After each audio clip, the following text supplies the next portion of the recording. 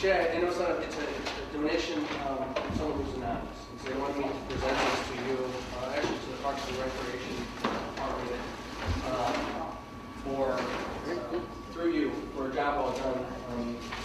What it is basically 6 Shakespeare fishing rod and reel outfits for the Yorkville Parks and Rec program. You can see there's a bunch of different colors. Cool. Nice fishing tools. Yes. For the fishing program. So I wanted to present 6 of them. I'm going to read this just because I think it's kind of what the message they wanted to convey to you. They said this is a presentation for 6 Shakespeare fishing rod and reel outfits to Parks and Rec's program through Shay Rossborough. The donor has asked for me to keep his or her name anonymous, but wanted to thank Shay Rossborough for an excellent job as an instructor in the program. This donor knew 3 children in the program that love the fishing program and would like to see it continue and prosper. Congrats for a job well done, Shay, and to the Parks and Recs department for a much appreciated program. So thank you very much.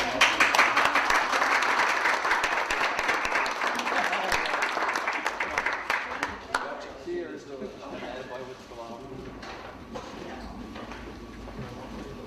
Well, thank you, George, and please thank the donor on behalf of the city and Parks and Rec, and Shay, thank you for your job well done.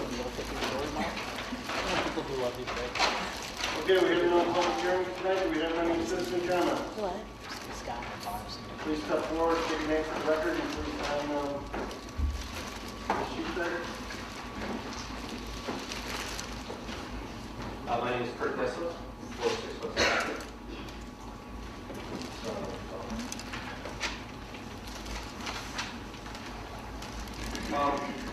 I do have comments regarding the Blackberry Creek dam removal project. It generally is some degree more interactive, but at least if these questions could be answered later on in the meeting would be good.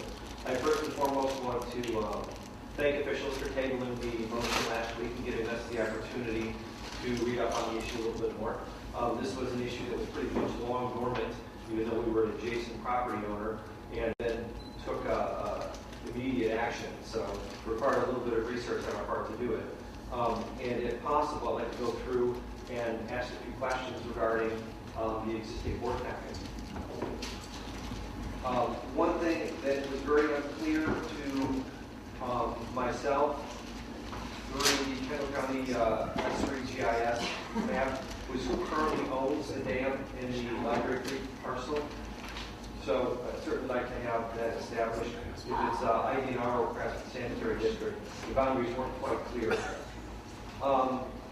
Question number 2 I have regarding this is if an Illinois environmental impact study has been completed on this project and a statement issued, or if that's going to be part of the construction process.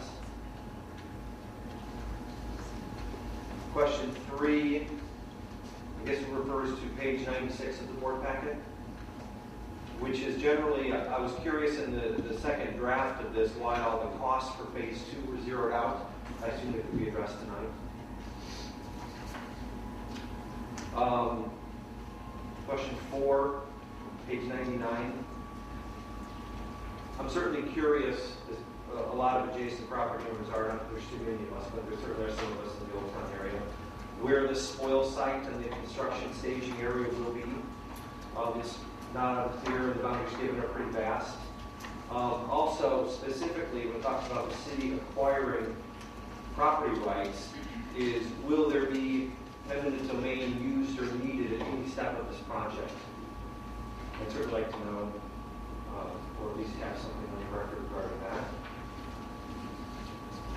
On page 100 of the board package you have in front of you, will the dam and the 1,200 feet of Blackberry Creek be annexed into the city from the current owner, presumably the sanitary district, but again, it's unclear, once the project is completed?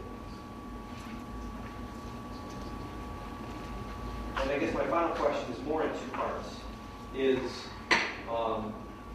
what happens to land currently part of the creek boundaries, currently submerged by the creek, outside the channel stabilization area? There is an area that's adjacent to my property, at least one other, which is currently a creek, which is going to become solid ground at this point. It's page 105. In other dam removal projects, contiguous adjacent property owners have had the opportunity to annex land when they've been created from this. I think that's pretty much the bulk of what my questions are. And I assume there'll be some discussion of this later on. Yeah, pretty soon we'll answer all the questions that we can. If another question arises, we'll ask it. Marvelous. Thank you very much. Is there any other citizen comment? Can you just state your name one more time for? My name is Kurt Gessler, G-E-S-S-L-E-R, and I'm at 406 West Center. Thank you.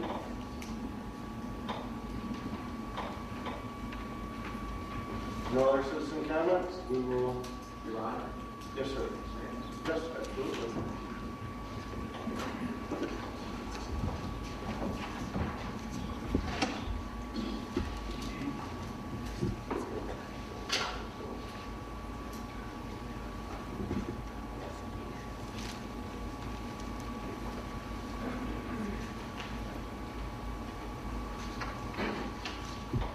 Good evening, Your Honor. I'm going to be shooting from the hip here.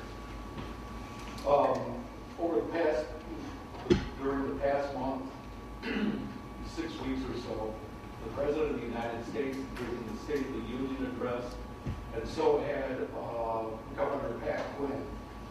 As we know, they've been tax and spending folks. They've been operating under the philosophy that if you tax your citizens some more and get the government going and thus get the economy going.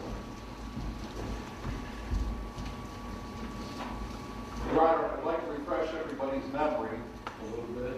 In March of 2009, the President of the United States passed the Recovery Act, known as the stimulus package. On August 6, 2010, Illinois made history when it was the recipient of one of the biggest government expenditures. We got $1 billion on August 6, 2010. In January of 2011, we were broke. That's when the governor passed the 66% tax increase. As a result of that, we lost, according to the Bureau of Labor Statistics, we lost 300,000 jobs. Over the past few weeks, the following reports have come out. The worst states for retiring in 2012, Connecticut was number 1, Illinois number 2. Among the worst states to do business, Illinois ranked number 1. Our credit rating throughout the nation, the worst in the nation. And just not too long ago, Caterpillar was slated to have 1,000 jobs created here in the state of Illinois. They have that since changed their mind. They issued the following statement. I'll only read one paragraph. Please understand that even if the community had the right logistics for the project, Caterpillar's previously documented concerns about the business climate and overall fiscal health of the state of Illinois still would have made it impractical for us to select your community for this project. And I think that just goes to reiterate Ronald Reagan's words that government is not the solution, government is the problem, and we need to stop taxing so much. We need to set our expenditures and priorities, and we need to get rid of a lot of regulations that are unnecessary. Since you have other business to go through, Your Honor, I'll stop there. Thank you, sir. Thank you.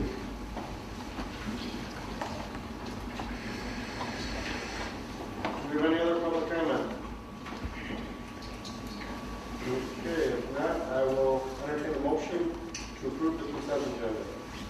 So moved. Second. Roll call, please. Closimo? Aye. Wilczewski? Aye. Spears? Aye. Munns? Aye. Funkhauser? Aye. Gilson, Aye. Teeling, Aye. Hut. Aye. Motion passes. We have two sets of minutes for approval, so I will entertain a motion to approve the minutes of the regular city council for January 10th, 2012 and January 24th, 2012 as presented. So moved. Second. Comments, questions, corrections on minutes? George? Page 3 of 8, the first paragraph. Just for clarification purposes, and Alderman Wilson asked about, would that be a hybrid? The city should do 4 footers, but keep option 1 where it says they pay for everything, we'll just put IDOT for people reading it. And then it should be IDOT pays instead of they. IDOT pays. And the second one is page 6 of 8. There's an additional statement that was made by me during that particular discussion. I wanted to make sure it was added to the record. Alderman Wilson stated that the petitioner's attorneys, that the petitioner and attorneys stated that if we freeze fees and building codes for Blackberry, we would see a substantial increase in permits. Yet we have not seen any after agreeing to do as requested.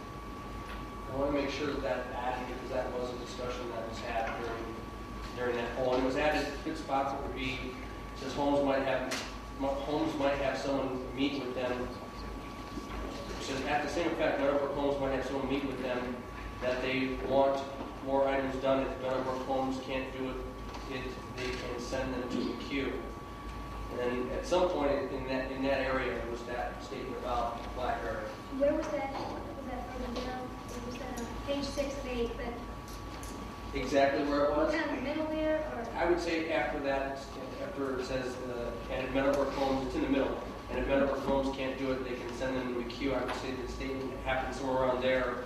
And then Alderman says that is going to be great for everybody.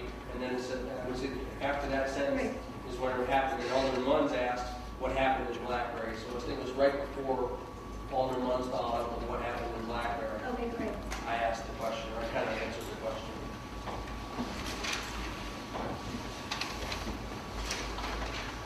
Anything else on January 10th? Jim? Page 3, Public Works Report, second paragraph, first line.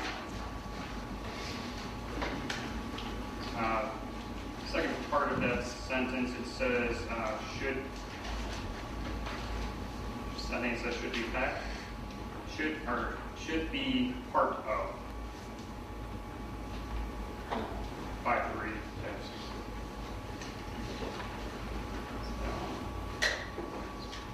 Then page 4.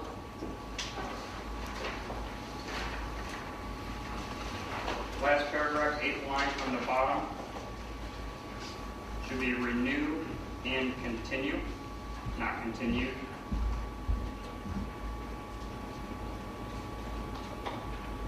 And then 6th line from the bottom. Change advantage to benefit. For context. Page 5, last paragraph, 5th line from the bottom. It should be, Ms. Dubicek should be executive director.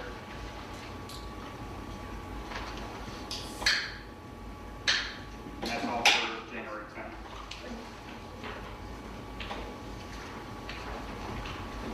Jim? Jim? On January 10th, page 2, maybe? Safe routes to school update. EDI engineer Sanderson met with IDOT and federal officials. Is that federal or state? That was for the safe routes. Because then later on it goes on about something about going back, sending it back to the state. It was state.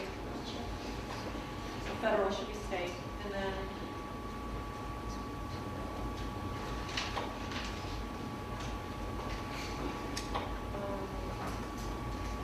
page 5 of 8, kind of in the middle of the page. Healing stated that if this doesn't drive it, then the city isn't not helping things. She isn't or is not. And then farther down on that page, executive director of the YEDC starts with that paragraph. She said it would be an excellent marketing tool for the YEDC.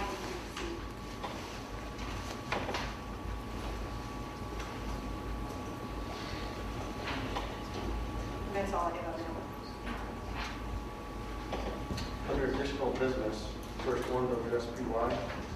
The mayor Gillespie says Yorkville made the top 10 of WSB top 10 this year. The WSPY top 10.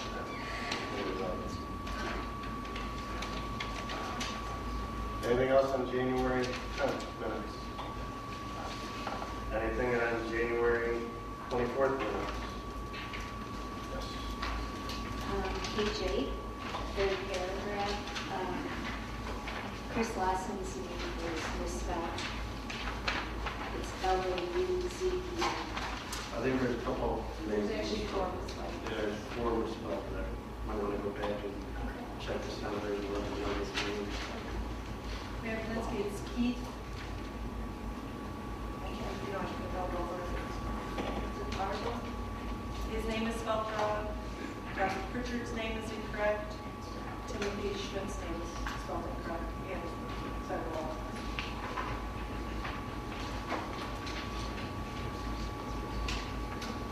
Anything else, Alderman Spears? No. Anything else on January 24th? Okay, so, Mayor. yes, sir. The Air Force at the top of this. Page 3, I'm sorry, page 4, first paragraph, 18th line. I believe it's a comment by Alderman Spears. Now it says, now the city has the dam, yield step chute. I think it should be 4 step chute. I think that's what you said. And then a little further down, 8th line from the bottom of that paragraph should be assess, not access.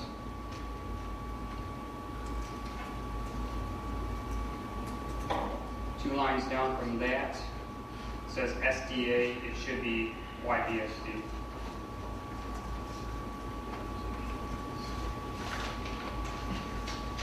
And page 6. Second paragraph, 5th line. Replace planning commission with committee. On the same page, 4th paragraph, 11th line from the bottom. The comment is in there, single family and duplexes. After that should be added when platted.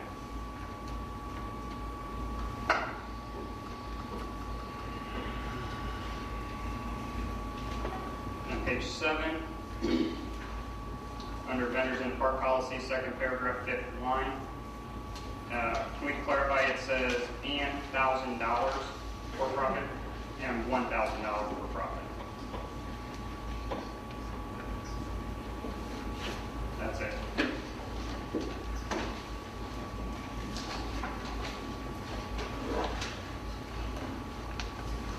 Alderman Mosquito. Page 6 of 8. 2, 3, 4th paragraph down.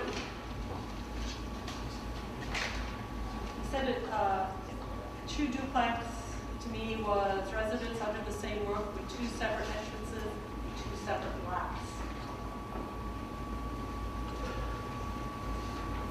So I have 2 separate lots.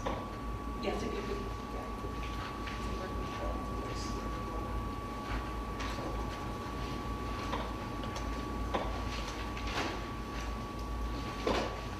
Anything else?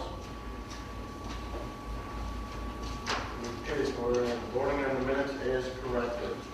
All those in favor? Aye. Opposed? Okay. Next, we have mayor's report and the Blackberry Dam intergovernmental agreement. So I'll entertain a motion to approve the intergovernmental agreement among the State of Illinois Department of Natural Resources, the United City of Yorkville, and the Yorkville Bristol Sanitary District for the Blackberry Creek Dam removal and restoration project and authorize the mayor and city clerk to execute. Second. Comments, questions? Did you want to start out with Mr. Kessler's? I think I said that right. Questions? Yeah, I'll just run through here. Starting from the top, the dam is currently owned by YDSD. So there was probably a century or so where that was under question. They did manage to find out that it is owned by YDSD currently. As far as the environmental impact study goes, it'll be done as part of the project by IDNR. I do know that on top of the environmental impact study, they're actually doing a historic analysis and recordation. So they're actually taking pictures of the process so that they'll be able to show us afterwards how they did it, and then they'll preserve it for historical purposes. The costs in the agreement, in the track changes of the agreement packet, the phase 2 costs are X'd out. It's just an earlier version of the document that's in there, the track changes. The final copy is in the packet. They do estimate that phase 2 is going to be $1.5 million. So that is in the clean copy of the packet. Spoiled site is still to be determined. Right now, the school district is entertaining a proposal by us to use the Whispering Meadows school land as a spoil site. So they tentatively agreed to that. There's still some ownership issues with the land. The developer actually hasn't turned over the deed, so we're in the process of forcing them to do that. The backup plan is any city parkland. The best one we think is the kind of marketplace lot where the community gardens currently are. The construction boundary of the site is entirely on YDSD property, so it's not planning on going into anybody else's property. City acquisition of land is contemplated in the agreement if necessary. It's not currently needed. It's all on YDSD property. Will the dam be annexed into the city, or is it now? It is not currently. Does not need to be for us to maintain it. If YDSD wants to annex it, or if we wanted them to annex it, I'm not sure if there's a practical benefit to doing so. You could do it. And then what happens to the land outside of the creek area after the project? Really depends on your deed. We kind of touched on this at the last meeting. If you have a deed that says it runs to the center of the creek line, obviously if the creek line changes, then your deed is going to change accordingly.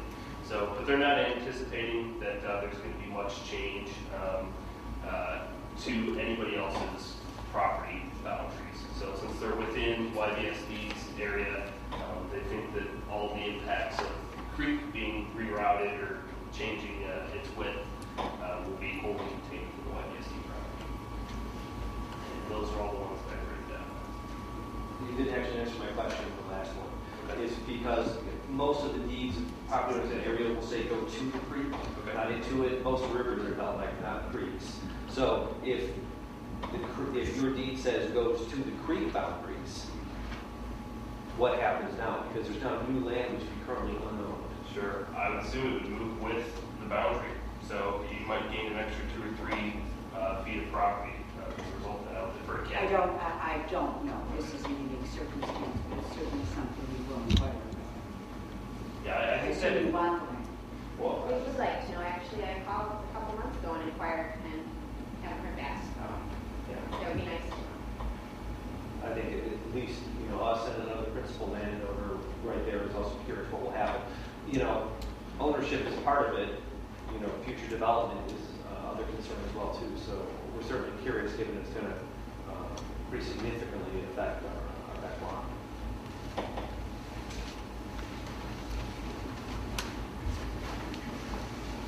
Any questions? Gary? Well, I guess the same question I had 3 weeks ago. Does the dam need to be removed? Nobody's ever told me why it does or why it doesn't. It's a 175-year-old dam, and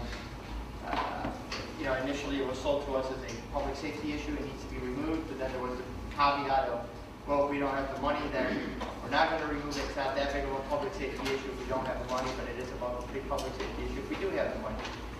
So, I mean, I personally like the dam. If it has to go because of safety issues, not a problem, but I don't think that question's ever been answered. The clarification that was received by our staff after the meeting was that it's not an imminent public safety threat. We don't have reason to believe that it's going to collapse tomorrow, like the bridge, or that it will collapse a month from now. The issue is that it's of unknown construction quality. It's 175 years old. So they can't warrant that it will be safe. So on top of all that, they did say that, in their opinion, it's less likely that the dam would fail catastrophically than eventually, over the next couple of years, the water would drown itself around the dam, create a new path, and actually underscore the bridge abutments. They said that was the more likely scenario. And then there, you've got the new bridge and the old bridge abutments there that could be kind of underscored. So that was the more likely scenario that they told me. But because it's 175 years old, they don't know what it's maintained. They said that they would never be able to certify that it's safe. Whereas if they do the program, then obviously they can warrant that it will be well kept, and that if there's ever an imminent safety danger, they can look back at construction drawings and figure out its failing. So following up with that, if they were not to take this out, we have biannual inspections of the bridge, correct? Are they still biannual if we don't have a problem with the bridge? I believe they're annual. They will go to Annual, okay. So we'll have annual inspections, which would be able to tell us if there is any rerouting of the creek coming into the abutments, which would most likely give us ample time to deal with that. If it's not a catastrophic failure, as they're saying it's not, we would probably have time to see something happen. If it's a rerouting, it would be slow. Like I'm saying, I've not seen a study that says that it's eminent, that it needs to be removed. I know that there's property downstream, one property that is primarily to be affected by catastrophic events. But I would think that if there's some type of a failure or rerouting, that would be less costly to mitigate that than actual removal and 1,200 linear feet of replacement. Well, hopefully we'd be able to catch it, yes. I think the bigger issue with that scenario would be the state might not have money at the time that we catch it in order to do it. So, hopefully they would swoop in and save us if we ever really needed them to. But there's no guarantee. The money's programmed now, they're willing to do it, and so. One more comment on that. I mean, we don't own it as well. It's not our dam, it is YBSD's. We're putting up the other portion of this. Where's their contribution? This is directly affecting their property. That's the eminent threat is on their property. Have we had discussions with them about putting a portion of this bill? Well, there's not a bill currently. Well, it's contemplated. Down the road, if there is, yes. I mean, have those discussions, have we had any of those discussions with them? I mean, No. You would probably know. I can, if you don't mind me interjecting a moment, I can kind of ask, give you some of the questions I asked YBSD yesterday in advance, so that while we're discussing this, we can kind of get a feel for their responses to some of these things. I didn't ask all these questions, but some of them I did. One of them I asked for the dam to YBSD yesterday was, whatever happened to this major bid expediency? IDNR came to the YBSD and wanted them to sign the agreement that night. And then they came here and wanted us to sign right away for two reasons: because of this national permit, and two, because of the missing their letting. And it had to be signed. Now all of a sudden, it doesn't have to be signed. Now we've got time and nothing's being expedient here. I asked why, and the YBSD said they have no idea why. I asked about the water quality issue. Some of these questions that this gentleman brought up about the difference between the downside and upside, and we all read Mark Johnson's email to us with attached information about water quality downstream being better than upstream, and they basically said they don't know. Ask questions of your staff and IDNR. 3, I asked about the west abutment. We talked, this is the one where, Carl, you, I think this kind of would apply to what you were asking.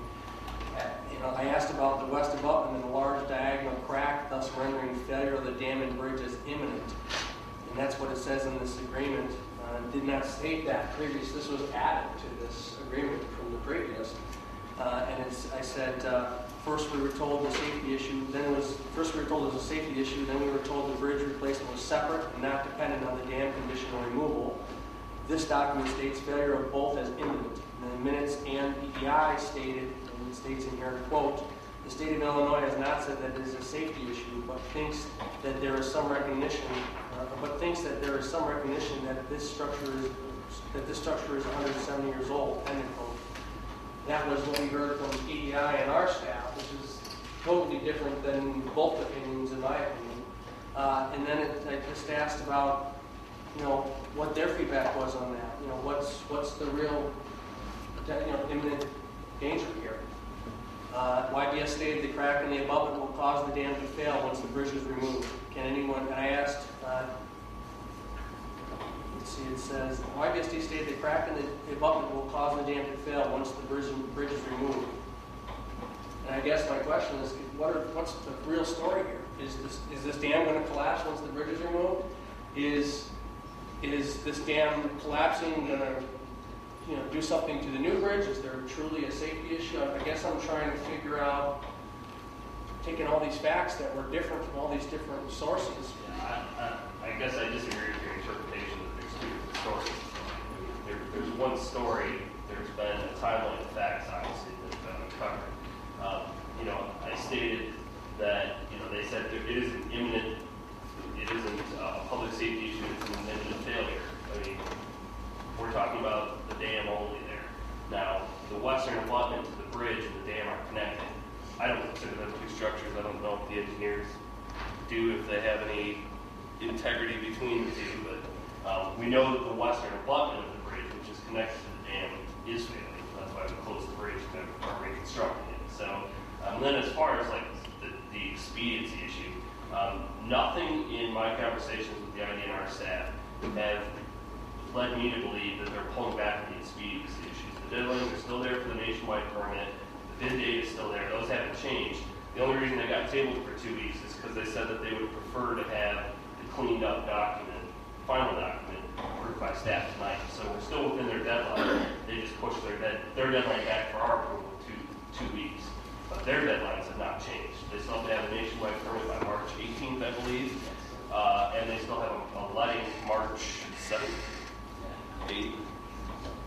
Or the letting is for the bridge. I think some issues there.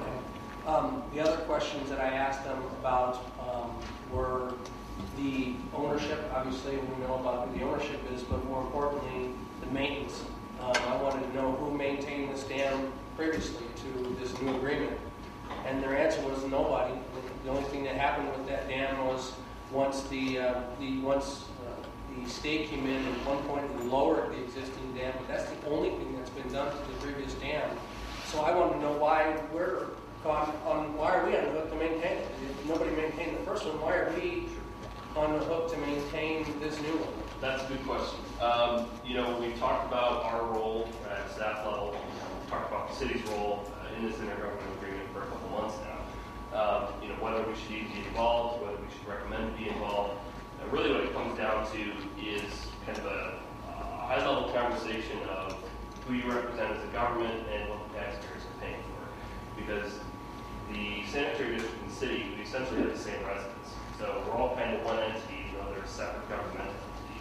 So when you look at it, and we could say, and we would have absolutely, we've had no responsibility in the past to maintain it, we're not going to own it, so why are we maintaining it now? The answer is we have the same residents. We have a better capability to do so.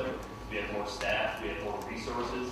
It probably makes more sense for us to do it just from an efficiency standpoint rather than YBSD. And as far as the state goes, they don't have any satellite offices anywhere near here. And you just get down to kind of a fairness conversation of, should the entire residents of the state of Illinois be paying for something that's really more of a local issue, even though the state is paying for the replacement. So that's city was in the best position to do the maintenance. And to piggyback on that, I also asked, what are the criteria with these biannual inspections or semi-annual inspections? You know, and I asked this the last time we discussed this too. What are the criteria based for maintenance, operation, and rehab? How long are we liable to maintain this dam? You know, what criteria, expectations are we going to be held accountable to? And the two major questions I had were the bank stabilization and the grading rules. I think I asked that question last time, and we really didn't have a solid answer.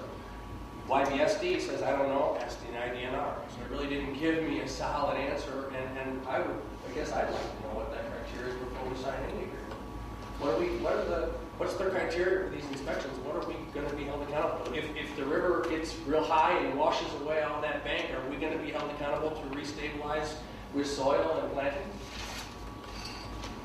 Good question. Things we need to think about before we go signing agreements. And the other thing I asked was the spoil areas. This gentleman brought up the spoil areas. I asked Kevin about the spoil areas, and they basically have spoken to the IDNR for spoil areas that they've agreed upon tentatively for restoration for their side of things. But I asked about ours and what kind of costs and what, if we've decided where those spoil areas are going to be and all those things. And obviously, they don't know our side of things. They know they've already struck an agreement for spoil areas with the IDNR, but we don't. We don't seem to have any idea where our spoil areas are or at least an agreement with people, a firm agreement that says these are the spoil areas, we've obtained the rights to these spoil areas, and this is what it's going to cost us. Because in this new agreement, there's a cost to that. The school board is verbally committed to housing the spoil side of the Spring Meadows property, pending the issue B, and Kevin Marketplace is our best second option. So, yeah, that does have to be settled here next month, but to me, that's kind of a minor issue related to the Those are some of the things, just for your knowledge. I didn't get much information. They basically said, hey, ask your staff and IDNR on some of those questions. As far as general maintenance goes, I spoke to staff this morning, and he said, no, this isn't like the whitewater chute where we have a 3-page inspection checklist, required weekly inspections. It's not purposely vague because it's less intense, and they don't have standards for it right now.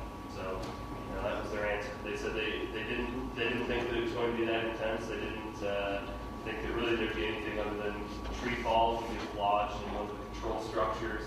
You might have to remove it from time to time. They're hoping that after it's done, it's going to kind of sit there for decades. Look, the way this reads is if this river has a flood and that bank is totally washed away, we're on the hook to restabilize it. And that could be a major cost. Mr. Freeman, you have something to add? If I could try to address some of the questions by George and the other aldermen, reiterating some of what Bart has stated, and I don't mean to be redundant, but just to take it in steps. The west abutment for the bridge is failing. There's the large diagonal crack. The west abutment currently is tied into the dam to some degree. So one could question, is the west abutment failing because the dam is failing? We don't know. They haven't done a structural assessment of the dam, but there certainly could be that possibility. A reason for removing the dam is you have the funding source for it that meets the objectives of IDNR, and to protect the asset that the city is going to have there with the River Road Bridge. You are making an investment in the bridge. The county is as well. With the dam in its current condition at 175 years old, there's a risk that someday that could fail. If it fails, it could affect the city's bridge that's right downstream if it's not caught in enough time to fix it. And certainly the fix, to protect the asset from the city, may require funding in the future from somebody else or the city, whereas now it is being offered by the state. From the water quality perspective, certainly the upstream water quality behind the dam is poorer than the downstream. That's because of the dam. The dam, through the cooling, will lower the dissolved oxygen levels, and it's harder for fish, macroinvertebrate, to live within that environment. By removing the dam, you'll allow this creek to be more free-flowing. The dissolved oxygen levels will go up. You'll be able to allow fish to migrate upstream, macroinvertebrate to migrate upstream from the Fox River, which is one of the main objectives that IDNR has identified as one of their goals for taking the dam out. I don't know if I hit everything there, but I tried to hit some. Jeff, just two questions based on what you said there. Number one, why wouldn't we want to do a structural evaluation of somebody would want to do a structural evaluation of this first? Because with all the money we're going to be spending on a new bridge, shouldn't we know whether or not, okay, if we put in this new bridge, if that dam's going to fail right away, or if that dam's not going to fail right away, or what's the relation between the removal and replacement of this new bridge and dam failure? And even better than that, if that dam is not removed, if that dam failure will actually cause further damage to the new bridge. We still really don't know. I think part of the question is what's the benefit of the dam there? It doesn't provide any hydraulic improvement. It doesn't pool up enough water behind it such that in flood situations it will provide storage that reduces flood flows. From a water quality perspective, like I said, it's actually degrading the water quality, and that being one of IDNR's main goals is to have good water quality all through that stream reach. They came to that conclusion that it makes sense to take it out. So I don't know that IDNR, would want to look at doing the structural evaluation because really it's meeting their objectives from a water quality perspective to remove it. In the IDNR's previous words, they basically stated that, that the dam basically would be removed and replaced if funds were there. And that this basically states something different. This basically states that it's imminent and that we're going to have to replace this dam. I don't know. I just have a few more questions. No, go on. This is all good conversation. A few more questions. Here's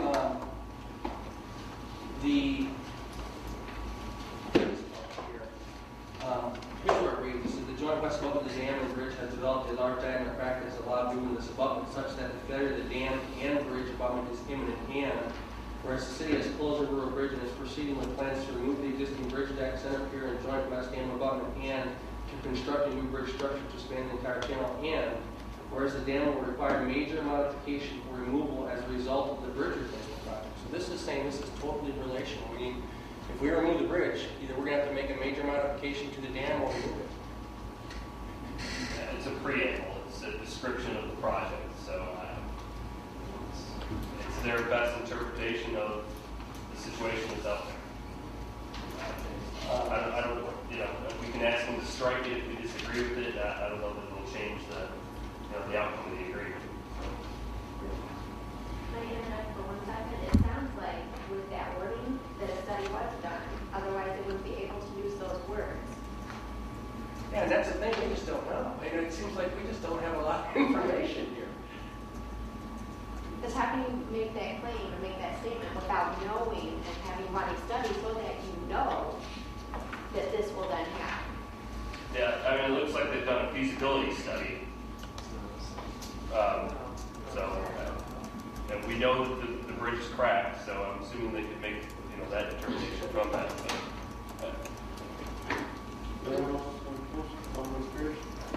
Well, to address some of your responses, even if the bridge is cracked, it could have been cracked for 100 years and survived. I mean, they're not giving us the information that I think we need.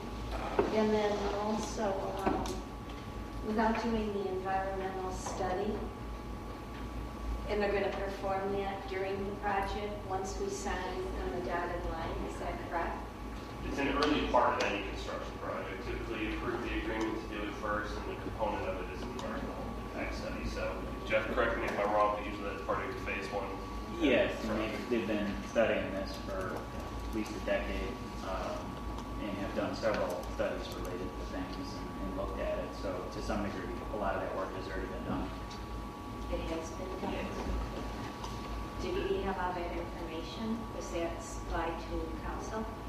What the I results were? think from, there was core studies and other studies that were done that were shared with the city. Will those be made public? I'm sure they're public documents if the core did them. Should have filed a FOIA. With the core. I don't know, we have a copy. Okay. Yes, I should. That would probably be the best way to get it. Excellent. All things, I mean, we think at least we should see that before we were signing the document, but there's some other major problems too. I mean, I've stated this last time, and I still believe this. How can we sign something, commit to replacing a bridge, commit to dam removal, commit to phase 1 and 2?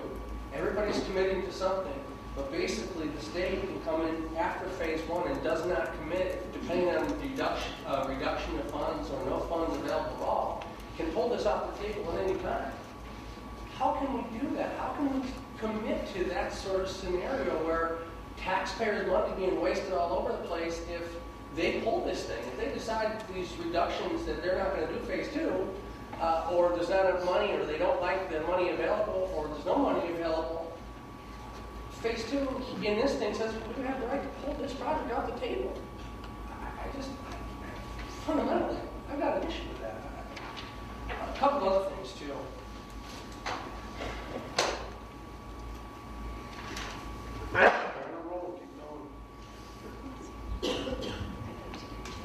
Oh, go ahead, Rose. No, that's. There's more, so go ahead. There's plenty to talk about. This contract. Can I ask one quick question, Rose, if you don't mind? What are the consequences to not approving this agreement? What are the consequences to the city? Now, granted, it's not our dam. We do have to protect our investment if we put the bridge in. So potentially, we're rolling the dice. If dam fails, it could harm our new bridge, but it could be there for another 175 years. We don't know. What are the consequences to not agreeing to this? I think you hit the main one, Your Honor. If there was failure, we're talking about a bridge that's 175 years old that has not been maintained. At some point, it probably will fail. Things don't last forever, right, without maintenance. From a timing perspective, if the city and YDSC and everybody is able to move forward prior to March 18th, a nationwide permit will be secured, and they'll be able to move forward with construction this construction season. If we miss that deadline, then there's a very good chance that things will be delayed, and they could be delayed out to another year. With that, I think we potentially run into issues that getting into future fiscal years with the state, that the funding will not be there. But that may happen anyway, Jeff. You may not be there, and they may pull the project regardless, and in here they're given the right to do that. Well, I think, that, as I understand it, that's fairly standard language, Alderman Gilson, such that it gives them that option, but they have informed the city that they have every intent of moving forward, and they do have the funds currently secured to move forward. Phase 1 is essentially some earthwork in the area. It's not affecting the dam. So if they did in fact move forward with that and could not move forward with phase 2, it really doesn't affect anything for the city, anything different than what you have now. By committing to this, you certainly have a much better chance that the dam issue, if you want to call it that, could be solved.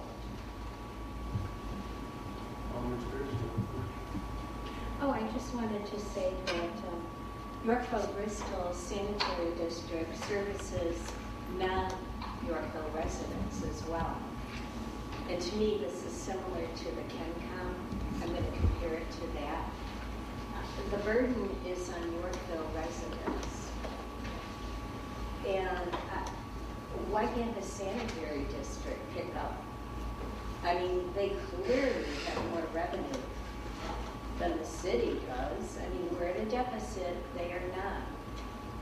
And then the environmental study, I had a problem with that also. But even though it may be typical, I'm not in favor of it. To me, that would be similar to a doctor scheduling his patient for surgery without taking appropriate tests, without really knowing if it is beneficial, if it is needed. I'm just going to do a comparison there. And then also with the homeowners, I think they need more information on the deeds.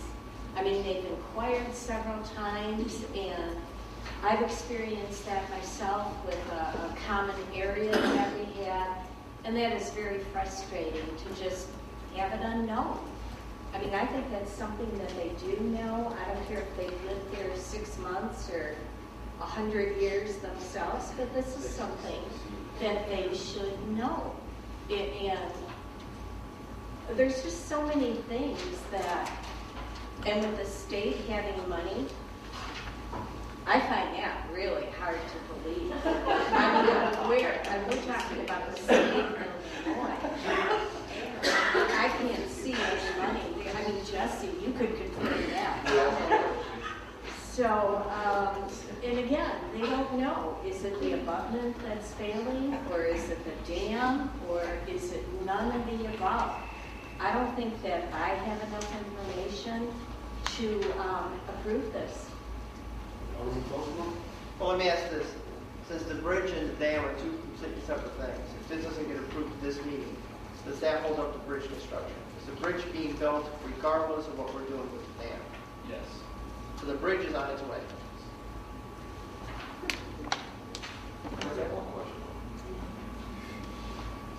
What about all it's, you said all the dirt and stuff they're going to be digging up and throwing it somewhere? You know how every time we dig up somewhere there's weird stuff you find? So, I mean, what if you start digging up these tons of dirt and throwing it kind of marketplace that something's contaminated? They'll have to study it before they.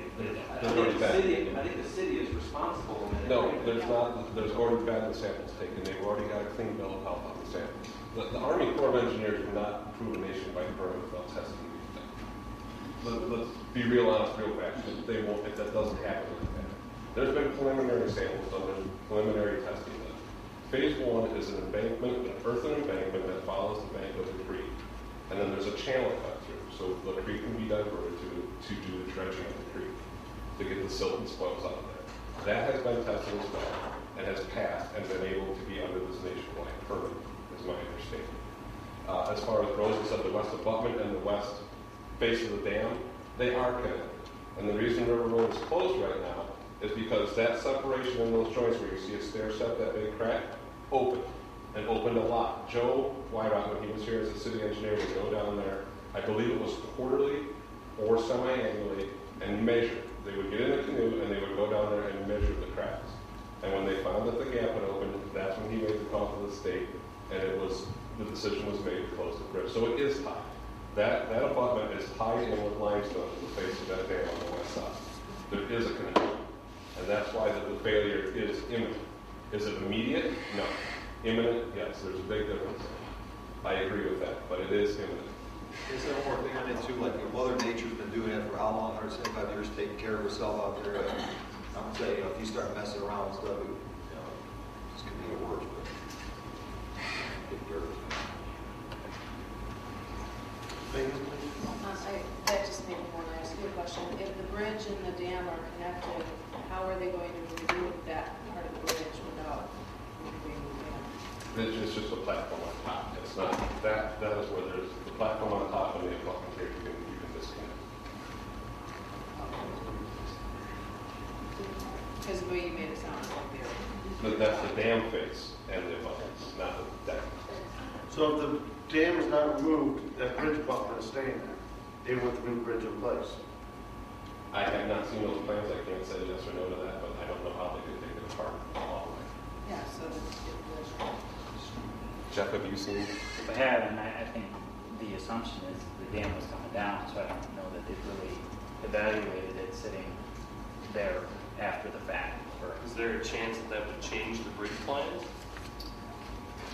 I believe that the bridge is independent because they're putting in a new west abutment.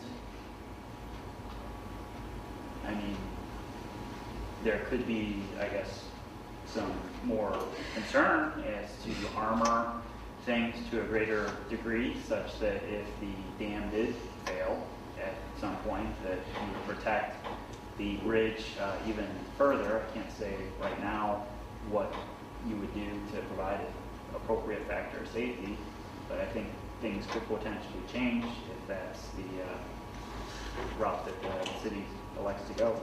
Which I'd be concerned that that would affect the timeline. Yeah.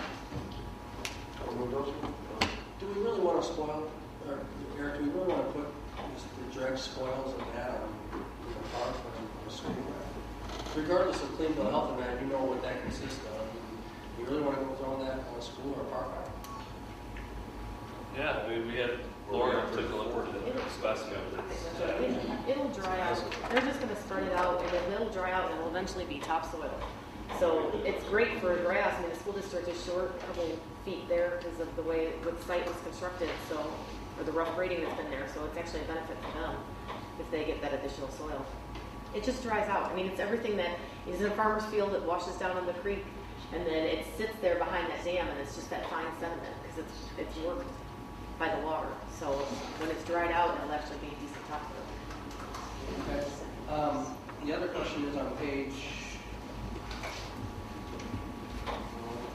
4, under 4. It says the city will be responsible to pay any and all permit fees that may be required for the assistance of the permit for the project. What are those fees? Do you know how much that's going to cost? You don't get in under the nationwide permit. There's about a $10,000 permit fee for an individual project. So if we miss our deadline and then we decide all of a sudden at some point down the road that we want to do this and the state disagrees with funding it, this agreement would say that we'd be responsible for the permit fee, which would be about $10,000. So now there's zero. That's Correct. No cost. Make it by the nationwide permit, there's no fee. Anyone else? Can I say, George, over there, so you went to their meeting, and they just kind of, they just basically ignored you about the talk about They didn't ignore me, Marty. What they basically said was, those are good questions we don't know on some of them, and those are good questions for your staff and IDNR. I mean, about them kicking in the case of it. When they asked, I didn't say, why didn't you kick it in the paper somewhere? I didn't get into that because we need to make a decision on how we want to handle it here. So I just ask questions to bring back as liaison. If we make a decision we want them to kick in, then we can ask those questions. A few more questions if you don't mind. Right here where it says failure of the city to properly maintain the project, and it talks about 30-day written notice, I still would like to know that answer to the bank stabilization and the grading errors, regardless, because I still want to know if that thing floods, which is a high possibility that'll happen, that we could be on the hook there for major stabilization efforts for that bank. Number 4, under page 5, it says the city will acquire and name the city without cost of natural resource for the district all privately owned property rights required for any spoil sites. There will be no acquisition, correct?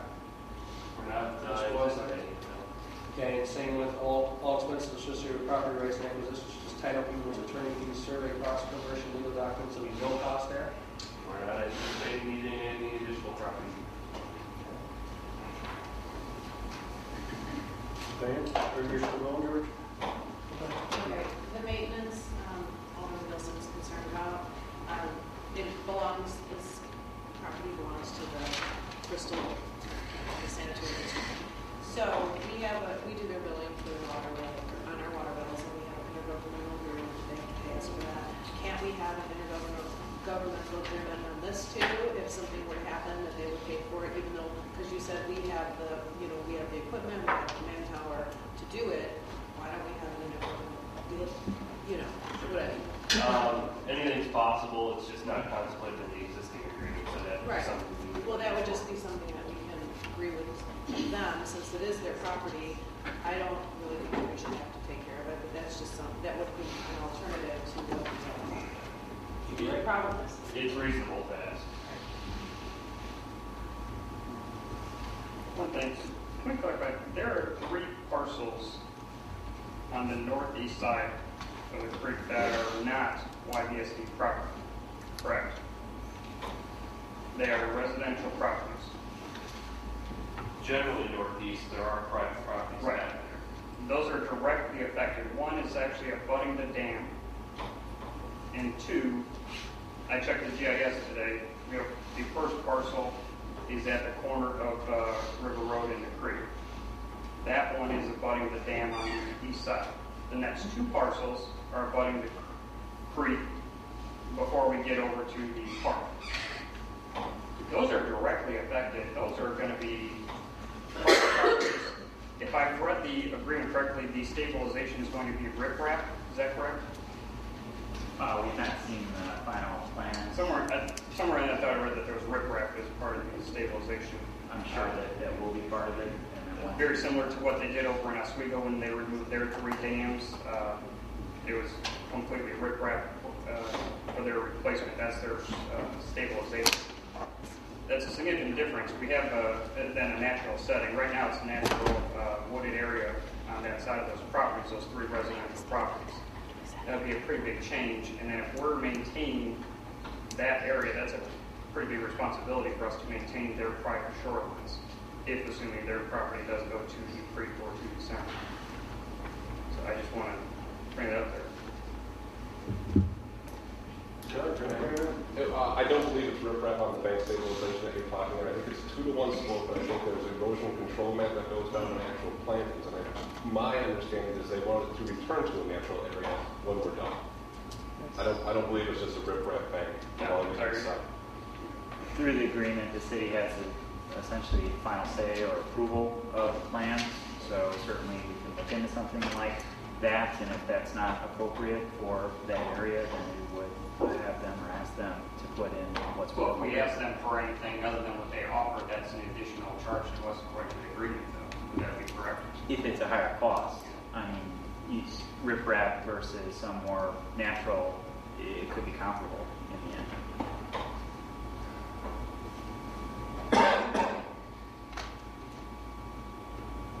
We ready to vote on it? Next up, yes, ma'am. Please state your name for the record. Carol Sheehan, and I appreciate you letting me comment on a statement that Alderman Colson brought earlier about the safety of the dam. And I never want to talk about it. It's 175 years old. How horrible that is. And I also heard there's been no maintenance. And it's still there. And I can personally remember 2 floods that did not take out the dam, but went around it and took out the road and made a whole path to the river, and that was all repaired. But the dam did not fail, so I don't think we need to be concerned about whether that's going to stay there. I think it's going to stay there. I don't know who built it, but it's reasonable. I think that goes to your concern about if it did flood and go around the dam, that it could damage the new abutments for the new bridge. That was I'd be nervous concern. That, and I stated at the last meeting too, is YBSD properties directly downstream at $20 million for infrastructure. Is it all going to get washed away? Probably not, but you know, any flood damage is direct cost to the taxpayer. It didn't wash away in 96, did it, Mark? I It don't. got damaged, but it didn't wash away. Okay. Well, that's an ultimate reason why the YBSD should be the one to maintain it, right? Yeah. Okay, are you going to go to the vote? I'm ready. Roll call, please. Pelosino, Nay. Funkhauser, Nay. Milczewski, Nay. Teeling, Gilson, Nay. Cott, Nay. Munns, Hey, Spears.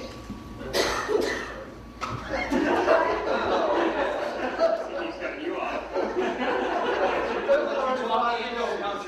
There's already 5. Am I right here tonight? Nay. I'm sorry. I'll say that. Okay. Motion fails. Okay. Moving on is a resolution for TIPS program participation. So I'll entertain a motion to approve a resolution for participation in the interlocal purchasing system, TIPS, and to approve an interlocal agreement to participate in the TIPS tax program and authorize the mayor to execute. So moved. Second. Any comments or questions on TIPS tax? We talked about it last meeting. Just a resolution for it. Alderman Spears, I'd like to recognize you first. Thank you very much for recognizing me here. Who is this reviewed by? Did we go? No. This was an old resolution that we did a long time ago. It was an agreement that we did, and now this is just a resolution, is it not? It's the second half of what we approved the last meeting. So we mistakenly approved just basically a motion to authorize the program, but there's a resolution that's required. So it's a standard resolution. They just need it for their documentation so that they know we're able to participate in it. So. Okay, thank you.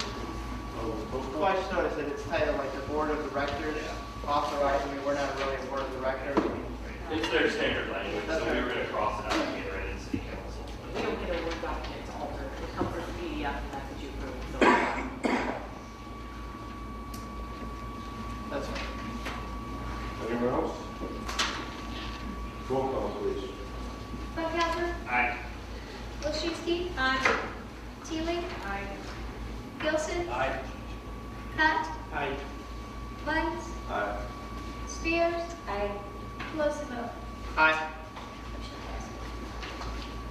Okay, next is the solid waste collection RFP for both Oswego and Yorkville. Motion to approve a joint RFP for refuse collection for Oswego and Yorkville. So moved. Second. Okay, this is an RFP that we started and then we joined in with Oswego. Hopefully this will be a model of communities working together and sharing resources and getting a better deal for the taxpayer. Oswego did approve it at their last meeting. The Oswego portion of it is a little confusing and lengthy compared to the Yorkville portion, but it is what it is. Any comments or questions on the joint RFP? Yes, sir.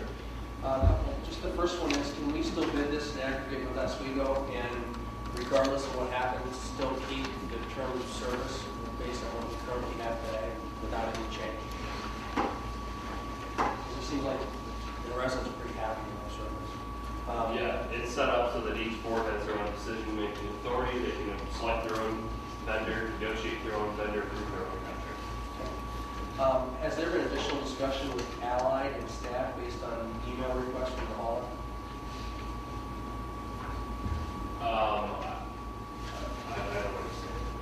Well, I received an email from Allied asking to meet, and I obviously told them I'm not going to do that. And they asked to meet with staff. I just didn't know if there had been any additional discussion. We've had phone conversations with the individual haulers about the timing of the RFP, what's contained in the draft RFPs. You know, we tried to do a little bit of preliminary explanation, but there will be a pre-bid meeting scheduled with some confusion. Okay. The other question I had was on the extensions we're talking about in this agreement. Have we, I mean, it doesn't say that it says the cost for the additional extensions or details of that. We really don't have that yet. Do we, I mean, if we extend that for however long it needs to be extended until this is approved, we don't know whether or not they'll be able to increase our cost substantially or not? The extensions to the existing contract are still to be negotiated, so obviously both haulers have an incentive to treat us nicely, and so we're going to have with that knowledge. Should we, do you think, Bart, we should shore that up? If we, Yeah, it'll be short up for the next one. before we do this?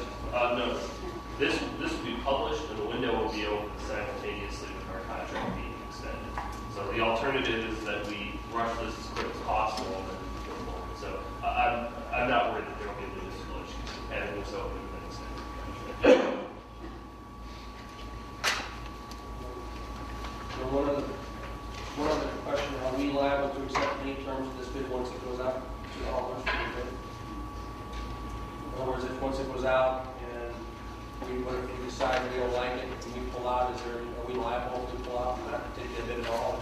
No, we have the right to change the bid standard. Reject any and all bids. Yeah. Great. Or any single bid if you're not doing. That's all I have. Thank you. Any other questions? Roll call, please. Colosimo. Aye. Funkhauser. Aye. Wilczewski. Aye. Teeling. Aye. Gilson. Aye. Hutt. Aye. Lund. Aye. Spears. Aye. Okay, we have no committee reports. Do we have anything from the park board? No park board report, plan commission, No report? ZBA, No report? no city council report, city clerk's report. Yes, I'd like to entertain a motion to accept the MFT audit report number 60 for January 1st, 2008 through December 31st, 2010. So moved. Second. Any comments or questions on LFT audit report? Yes, sir. Well, I'm no expert in audit reports, and Rob, I was curious whether you've reviewed this, I assume, the audit report from the LFT? Okay.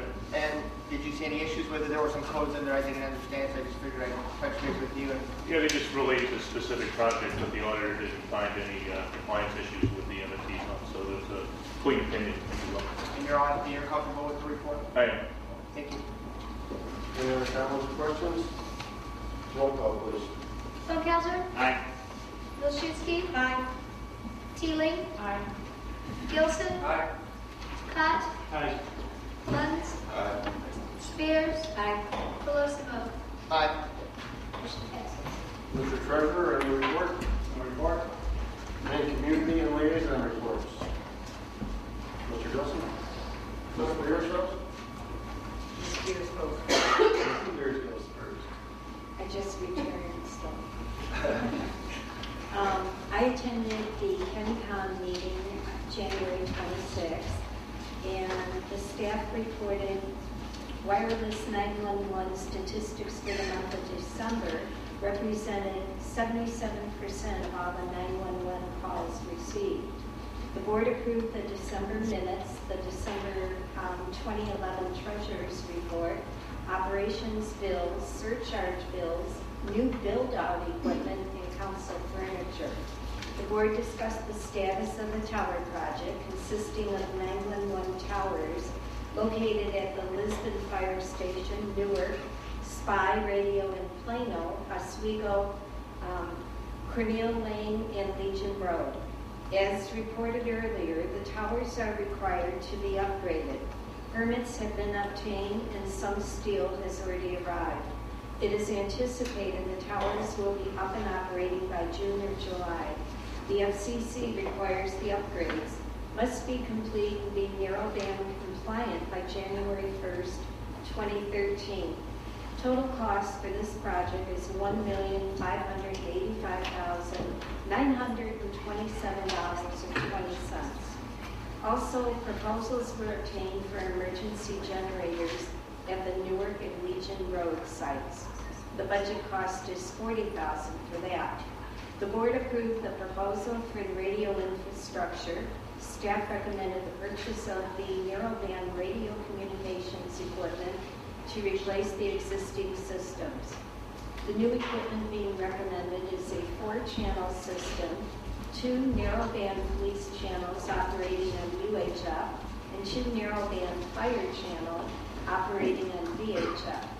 The board discussed purchasing and replacing the 911 phone system for both the primary, sheriff's office, and backup, Bristol Gunner Fire dispatch centers. An update regarding construction on the basement was also provided. Several board members suggested the elected officials support and promote the surcharge referendum, which we can't do. That's it. Under communication, right? Oh, they're spending it like crazy on furniture and councils, everything. Real quick, last night the ad hoc committee for recreation facility alternatives met. That's our discussion for the alternatives if we do not purchase the rec center. During that meeting, we came up with some solutions and we'll be preparing those for presentation to the council on the 28th. So we'll have those so that we can discuss those options and show what the ad hoc committee came up with over the past several meetings. Thank you. Alderman Wilson? I have two. First is the YBSD report, liaison report. I attended the YBSD meeting yesterday at 5:30. There was a call to order and all were present. They discussed the GFOA budget award. Actually, not discussed. There was a GFOA budget award presentation plaque presented to Office Manager Susan Micah for budget presentation and reporting fiscal period May 1st. The second discussion was for Carol Berger refunding of sanitary fees previously paid. basically, I'll read a letter sent to the YBSD from the attorney. Basically, it says, and actually this might even have been sent to us at some point too. It says, "Dear Mr. Olson, this office has been retained to protect the interests of Ms. Carol Berger, who lives at 202 Church Street, Yorkville. Ms. Berger has been paying United City of Yorkville utility bills since she bought her house in May of 1981. Among the city utility bills she has been paying since that time are charges for wastewater treatment, sewer services, and infrastructure improvements in support of the water system. The sewer-related charges were based on the city's erroneous assumption that Ms. Berger has connected to the city's sewer system. In actuality, Ms. Berger only recently learned that her residence is not connected to the city's sewer system and has never been connected to the city's sewer system. The simple fact is that Ms. Berger has, for 30 years, been paying the city for services which she never received. She is seeking to receive complete restitution for all such costs paid by her over 30 years. If payment is made properly, she will not commence litigation, will not ask for interest, costs, or attorney's fees. The situation began last September when Ms. Berger first detected a sewage smell originating from somewhere near the northwest corner of her residence. In October, she noticed the sewage beginning to seep out of the ground and through a crack in her driveway. Sometime in the second week of November, a company called First Response came to the residence and attempted to run a camera through the line to see where it was leaking. First Response advised Ms. Berger that she had a cracked tile. First Response called the city water sewer department, who made a site visit at the time. The site water sewer department could not advise either First Response or Ms. Berger where Ms. Berger's residence connected to the city's sewer system. But despite being unable to tell her the location of the pipe connecting the residence to the city sewer system, were somehow able to tell her she had a cracked tile. Representatives of the city made affirmative statements to Ms. Berger at this time that she was, one, connected to the city, and two, that she had a cracked tile that needed to be repaired at her expense. Both statements turned out not to be true. Based on the affirmative statements in December, Ms. Berger tried once more to have the plumber run a camera through the line to determine the location of the leaked cracked tile. The line was so backed up that they were unable to insert the camera. Contractors returned on December 12th and began digging in the yard in an attempt to locate the location of the leaked cracked tile. Instead of discovering the location of the leaked cracked tile, the contractors discovered that Ms. Berger was not connected to the city sewer system at all. Rather, she had a septic tank.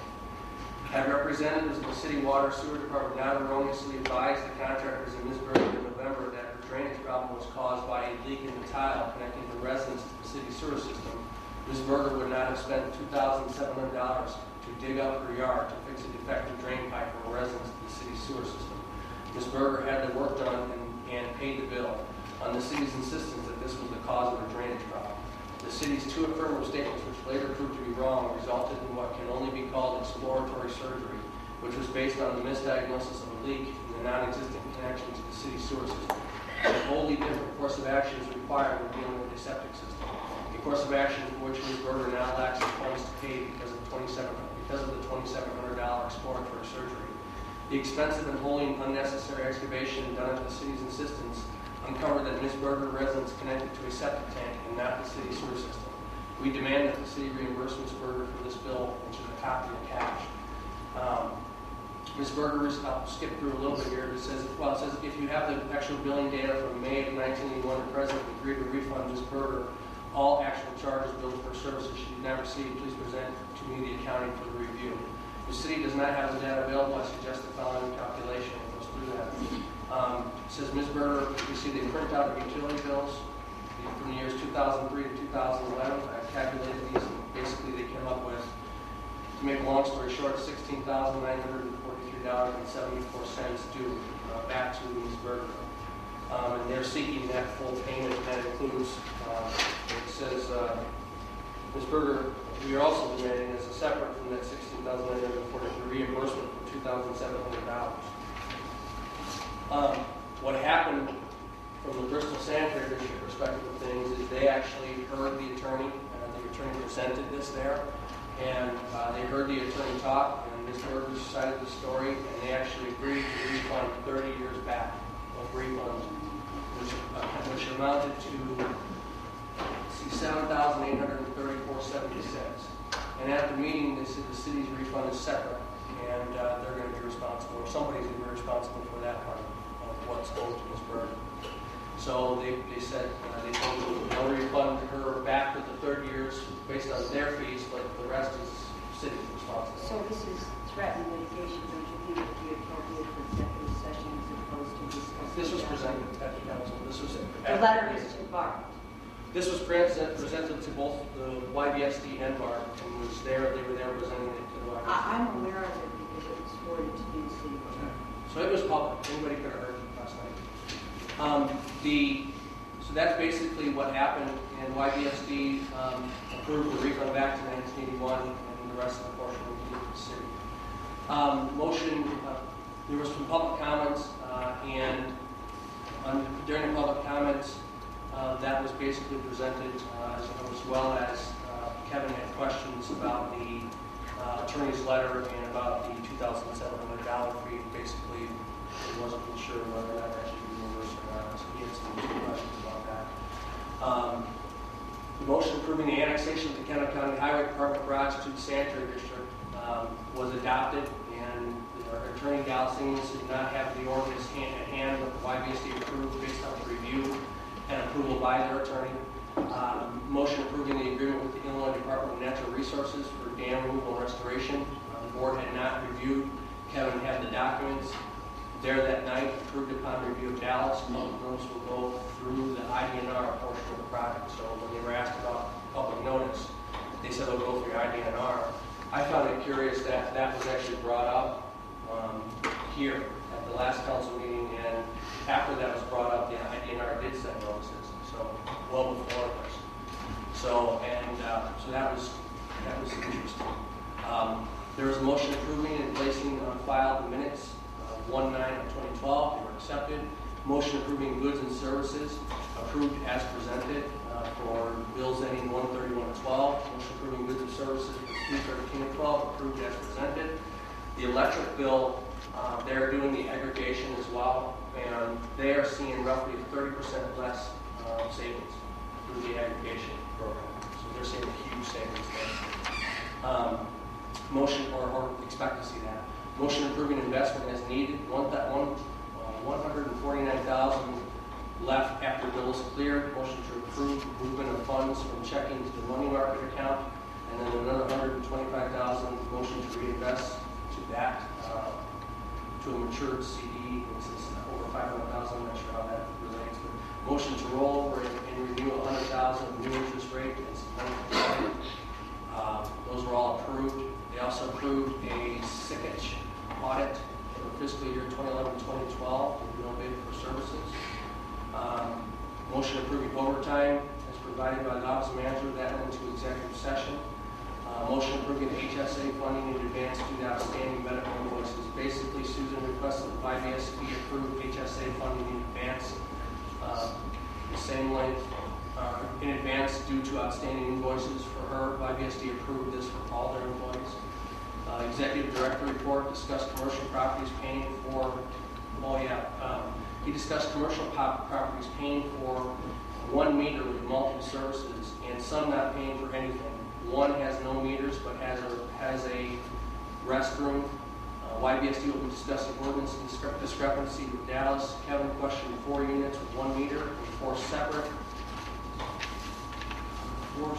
fees, and then 4 units with 1 meter and 1 fee in the infrastructure.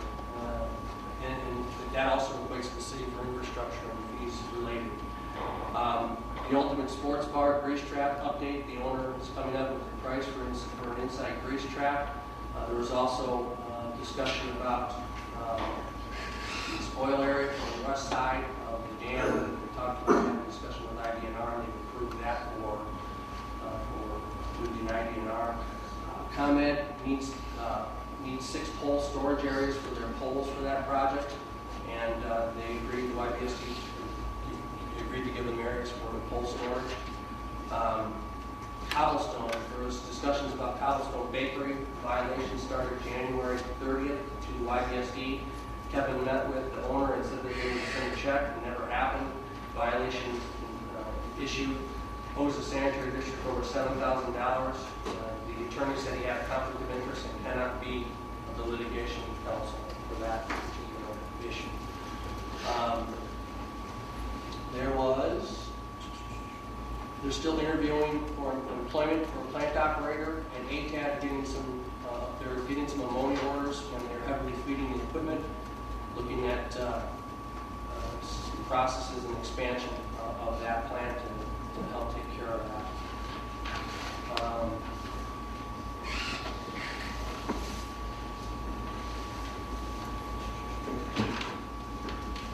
We talked pretty much, I'm going to skip over a lot of that. We talked pretty much about the dam, what they said during the dam discussions.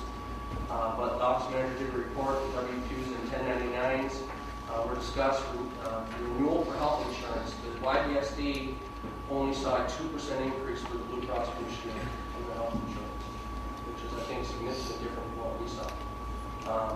So I thought that was interesting. Philip Moreau did a report. YDSD listed a priority 4 as a small wastewater plant pre-application for loan assistance. Motion made and approved. Upcoming pre-construction meeting for Route 47 construction. YDSD will be present. Deconstruction will be doing the work. And that's it.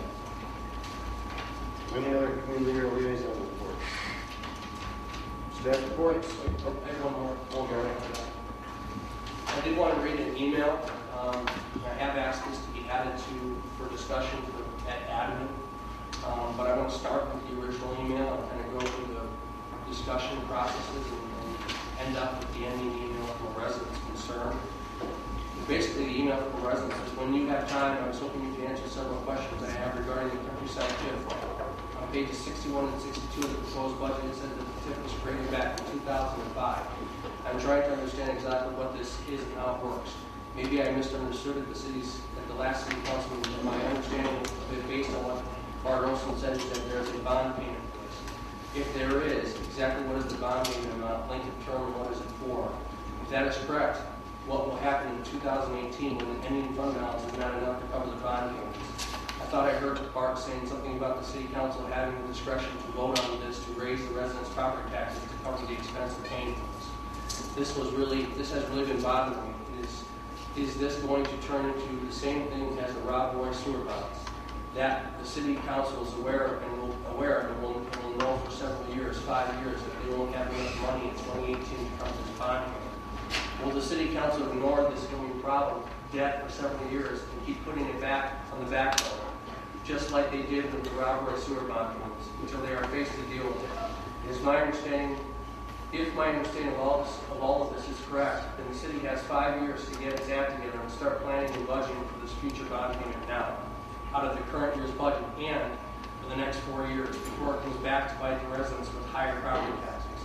Just my personal opinion, but I don't believe that the residents should get stuck having to pay for this in the form of large tax hikes, especially in our property taxes in 2018, solely for the purpose of repaying this debt. When the city is aware of the situation and the problem now, and has the next 5 years to plan and deal with and address the issues, they're going to find, or deal with and address the issue of how they're going to find the money in the budget to cover this upcoming expense. That went off to staff, and there was a response back. It says, hello, George. A good panel on tax increment financing is available on the website. It says, under TIF law, the city can sell bonds to pay for projects. These bonds are repaid with the incremental tax revenue generated within the TIF district. In 2005, the city sold a bond for the countryside TIF district because we had an approved redevelopment plan, a solid business plan at the time, with approved development. Out of the bond proceeds and per the redevelopment agreement, the city was demolished.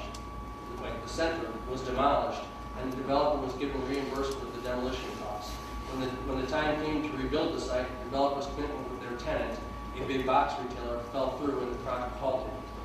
At the time the project was halted, the city had already sold the bond, received the proceeds from the bond sale, and partially reimbursed the developer for redevelopment costs, i.e. demolition. But because the project has halted, the incremental revenue from the site was never created. Thus, there has been a revenue stream for the bond payments each year. As a result, we have been paying the yearly bond payments with the bond proceeds. The total bond was for $3,525,000 at 20 years with interest at 3.50 to 4.35%.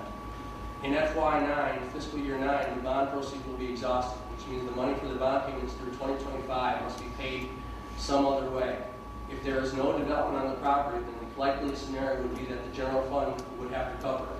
Whether that means the city would have to raise property taxes is a different story.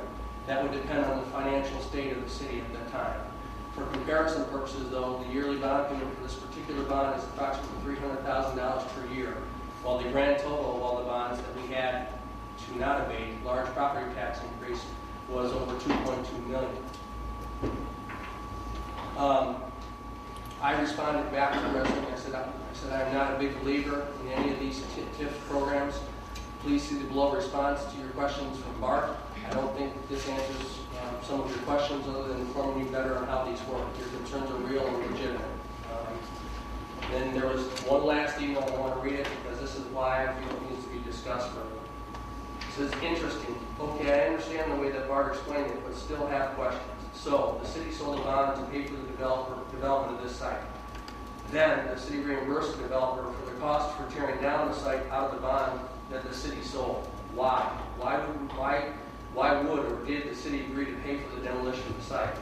Wouldn't or shouldn't the developer have paid for the demolition of the site themselves as part of the cost of doing business if they wanted to redevelop it? So this was just part of the deal that the city made with this developer to get their business. And as Bart put it, because we had an approved redevelopment plan, a solid business plan at the time with the approved developer, end quote. Sounds like a very bad deal the city made. And just another example of the city counting their chickens before they hatch. But wait, when the time came to rebuild the site, developers split with their tenant, a big box retailer, fell through and the project halted, according to Bart.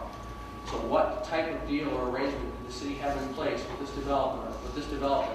And when they bailed out on the project in its entirety, why did the city not go after the developer with legal action if necessary to recoup the city's expenses, mainly this bond and its payments, or should I say repayments? So the city made an extremely bad deal with this developer, and then the deal went bad. And then when the deal went bad, the city just rolled over and played dead. Does that sum it up? So now, us existing residents and taxpayers are stuck eating this cost. An extremely bad deal that the city made, probably in the form of higher property taxes in 2019. But then Bart goes on to say, for comparison purposes, though, the yearly bond payment for this particular bond is approximately $300,000 per year, while the grand total of all bonds that we had to not abate large property taxes was $2.2 million. But per the attachment from 2019 through 2025, 6 years, the total of the principal is $1.6 million. Tap on the interest payments of $249,537. The grand total is $1,849,537. Sorry, but it's not that far off from $2.2 million. I have a major problem with this, and if most taxpayers read this email, they would too.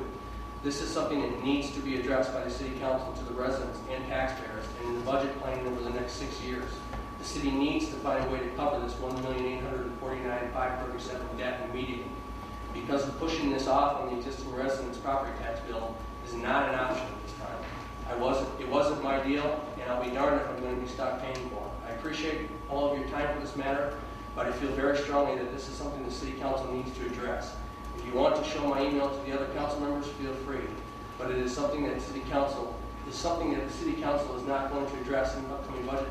But if this is something the city council is not going to address in the upcoming budget talks for the 2012-2013 budget, then I will bring it up for discussion during the citizens' comments for a public hearing portion of the upcoming city council meeting. So that's pretty much the email in total. And I did ask for that to be added to admin for further discussion. Thank you. Any other community or liaison reports? Staff reports? Report. I have a report. There's an update to the build program. Just yesterday, we issued 9 new building permit applications for single-family detached home starts, and they were submitted by Pulte Group. One of the applications was for the build program. The other 8 were general single-family detached construction applications, but they will possibly turn into build applications. The one that we did issue for build was in the Bristol Bay subdivision. The remaining 8 were between Autumn Creek and Bristol Bay. Just to put this into perspective, in 2011 at this time, well, overall in 2011, we issued 43 new home starts, 43 permits for new home starts. This time last year, we had no new construction permits issued. In 2010, we only had 3 for residential, and in 2009, we had 1. So it looks like the trend is going upward, and the build program has been a big part of that. So at this point, in 2012, we're beating this point of 9, 10, and 11 combined. Correct. Very nice. Okay, any other staff reports? Oh, can I add one more thing to that? Yes, you may. Only if it's positive. It's positive. Colte will be paying all of their building permit fees up front, so they are not taking advantage of holding off paying their permits. So, Very nice. That's how it sounds 100% to the problem. Budget report? Okay.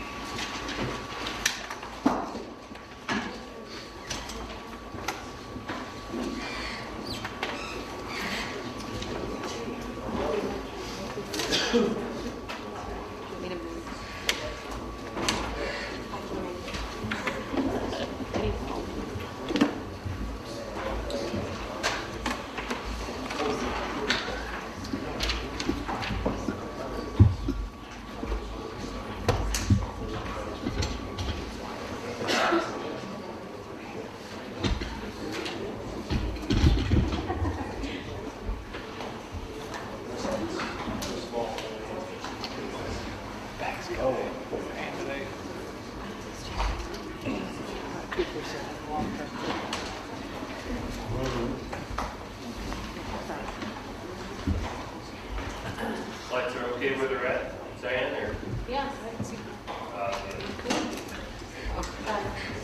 Okay, this is the second of 3 budget presentations. Again, the purpose of this will be to narrate public funds within the budget.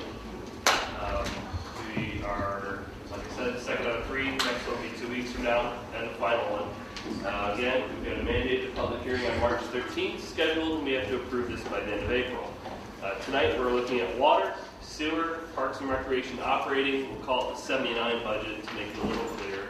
And the rec center budget, which is 80. So separate funds there, even though they're both parks and recreation. Again, I'm not going to get into a big picture budget narrative.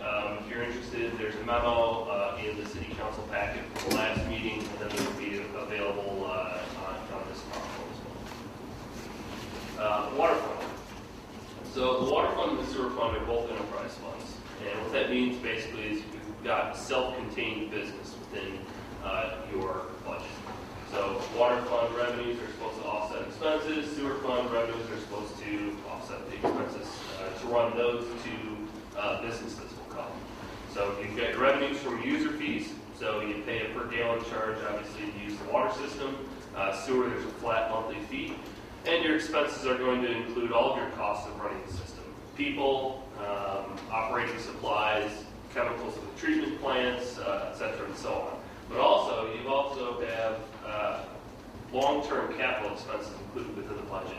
So that's what's unique to an enterprise fund, is that you put those debt service payments and those long-term costs into the budget for that business, we'll call it. Okay, so here's the excerpt, again, from the budget of the water fund. The main thing to point out here, you've got your fund balance equivalency at the bottom of the summary page for the entire fund. This is, in general, the equivalent amount of cash that you have in that budget. So it's a fund balance equivalent. And this is one of 2 funds, water and sewer, that have had cash over the past few years. And when other funds have run out of money, essentially they float for day-to-day operating expenses the other fund's money.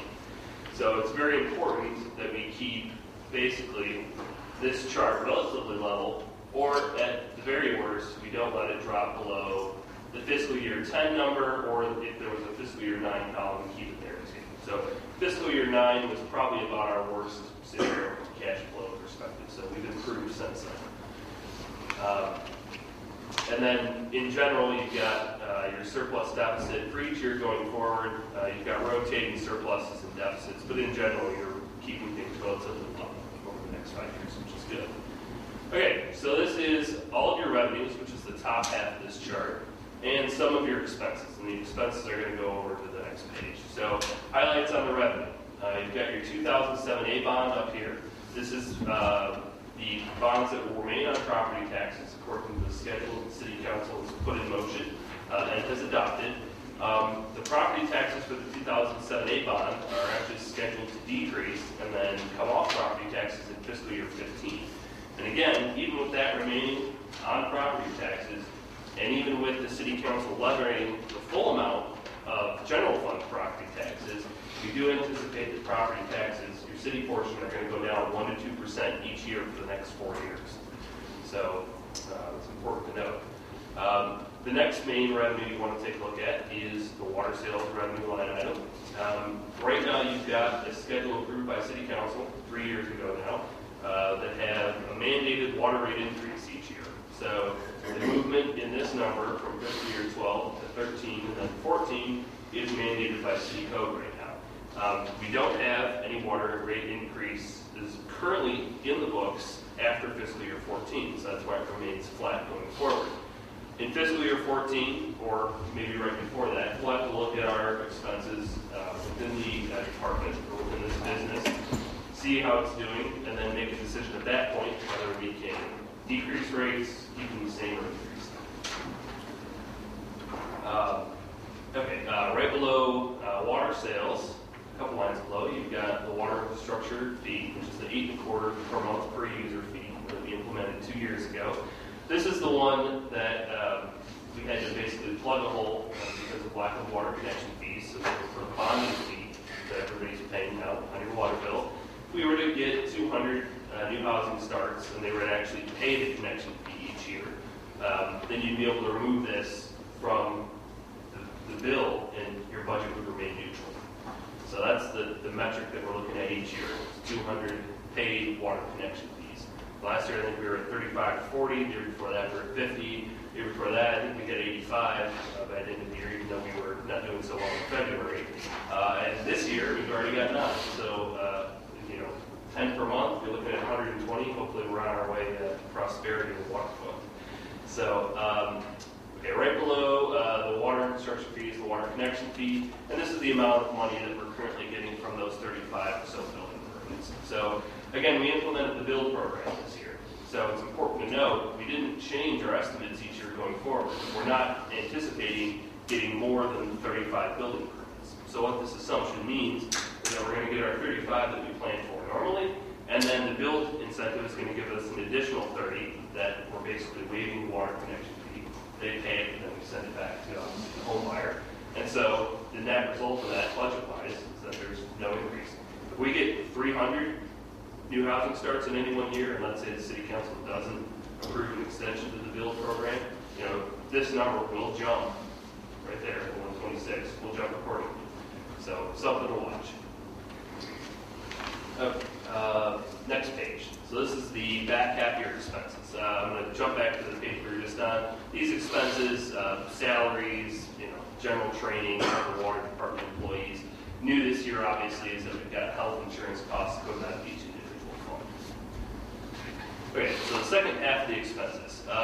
New this year, we are proposing to replace old meters with radio meters. And we've got $16,000, which isn't a lot of money, but it's enough to rotate out some old meters each year for the next few years. So the reason we're doing that is because we can pay a meter reader to go around and it takes him how many weeks? 2 weeks to do every current normal water meter in this town.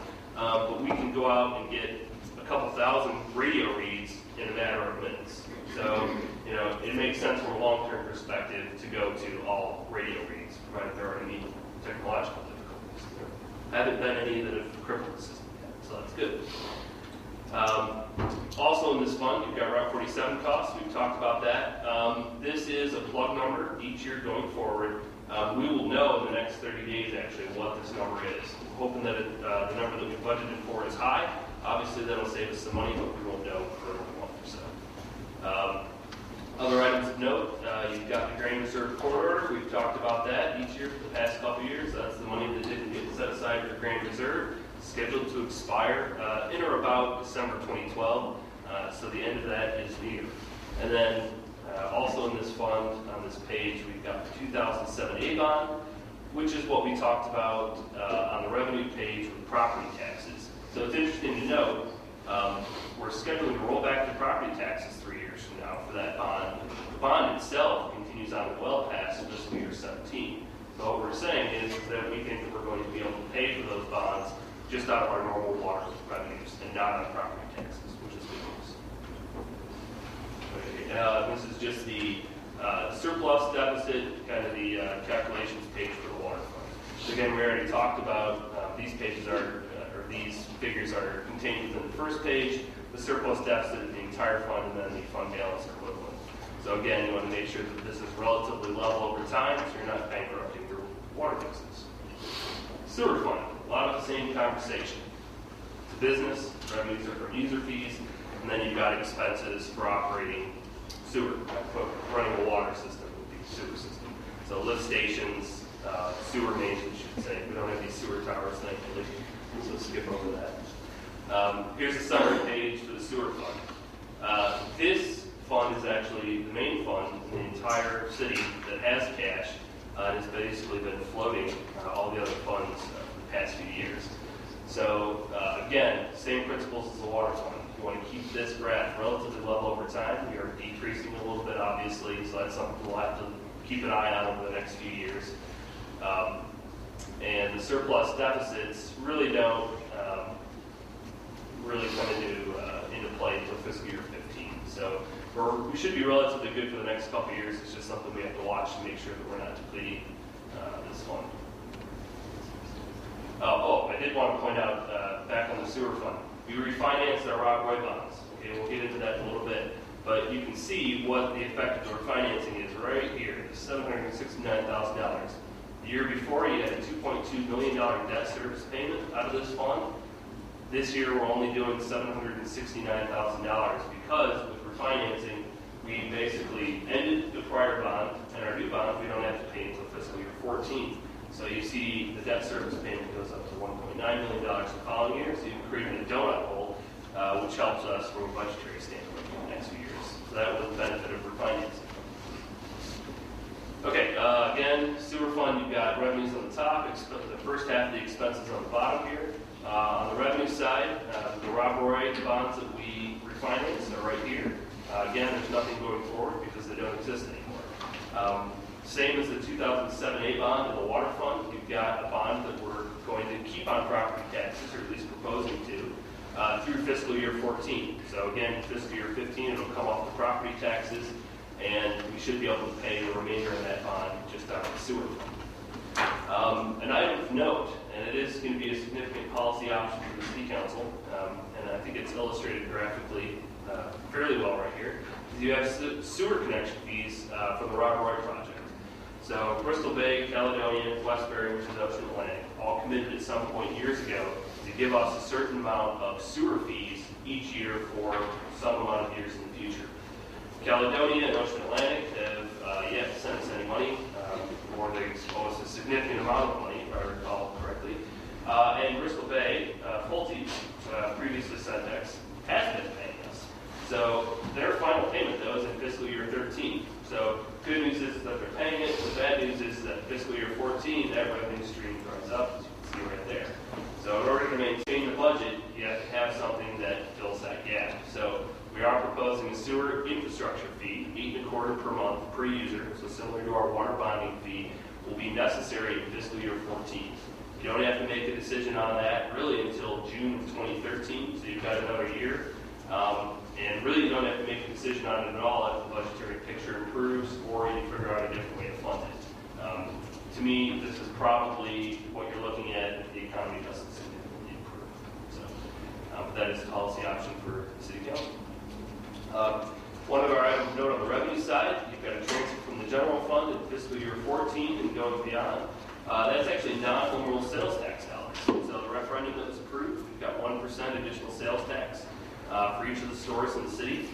This is the money that's generated from those sales. It's getting transferred from the general fund, so that's where we have to receive it, into the sewer fund, and is paying the Rob Roy sewer bonds. So this is the tracking mechanism so that everybody can see that the sales tax that you're paying additionally are totally sewer fund and paying off for financing issues. Okay, next page, the latter half of the sewer fund expenses. Again, you've got Route 47 expansion costs in here for each year going forward. And we do have a Windet Ridge sewer recapture in fiscal year 13. It's due, I believe it's October 2013, so maybe it should be fiscal year 14. But I'll have to go back and check. Nevertheless, we've got a budget, whichever fiscal year it ends up coming in. Whether or not that's offset by some mowing fines and liens that are on the property and are in the process of going through the court system is a different story, and that's something we'll have to revisit at a later date. Again, summary page, sewer fund, same surplus and deficits as the beginning page, and same fund balance equivalency. So same conversation. We need to make sure that this is relatively level over time. Okay, on to Parks and Recreation. First is your operating budget. We call this the 79, and it's easy to notate in your budget because the first two numbers of the line items are all 79. It's called the Special Revenue Fund. It just means that it's a general operating fund, but it generates a significant amount of revenues. So unlike the engineering department or community development, we charge user fees to take the class, so the cost of operating the Parks and Recreation Department is significantly offset by the user fees generated.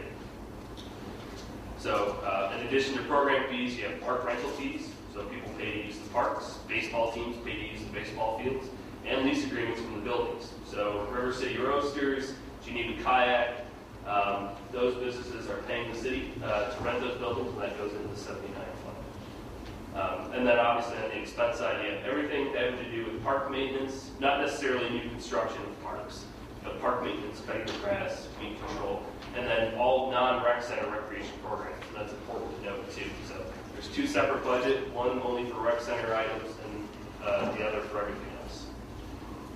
Again, summary page for the 79 budget. Basically in the fund balance here, we do show that they're going to have about $168,000 in their bank account each year from year to year. And that's just to maintain a steady cash flow. So they have bills to pay each month, twice a month actually, and they have one bank account. So rather than the city's general fund loaning them money every 2 weeks, they should have a bank account that has its own fund balance and then carries that forward. That way they're able to pay their bills without issue. Okay, on to the revenues and expenses. The revenue side on the top, you've got hometown days, which is important to note. There's a significant jump in revenues from last year to this year. We are proposing to hire a national act for a Thursday concert at hometown days.